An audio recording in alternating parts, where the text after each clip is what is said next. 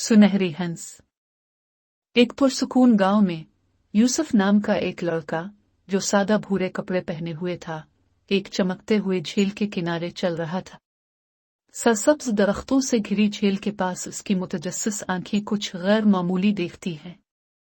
यूसुफ तेजी से करीब जाता है और देखता है कि एक खूबसूरत सुनहरी हंस जख्मी पर के साथ पानी के करीब पड़ा है। हंस तकलीफ में है, लेकिन इसके सुनहरी पर सूरज की रोशनी में चमक रहे हैं। यूसुफ एहतियात से हंस को उठाकर अपने घर ले आता है। वो नरमी से इसके जख्म को साफ करता है, नरम कपड़े से बांधता है और इसे खाने और पानी की पेशकश करता है। अगली सुबह हंस का जख्म ठीक हो चुका होता है। अलिफाड़ने से पहले वो अपने प्रो में से एक सुनहरी पर निकालकर यूसुफ को देता है और सरगोशी करता है कि इसमें जादुई ताकत है।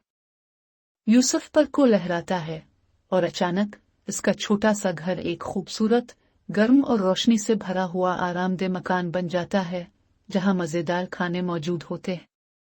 लेकिन यूसुफ जादू को सिर्फ अपने लिए रखने के बजाय इसे गांव के गरीब लोगों की मदद के लिए इस्तेमाल करता है।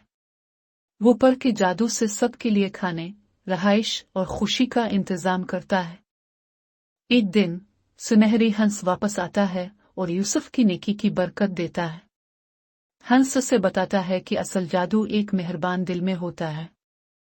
यूसुफ इस पर को हिफाजत से रखता है, लेकिन मेहनत जारी रखता है, ये जानते हुए कि सखावत और मेहरबानी ही सबसे बड़े खजाने हैं।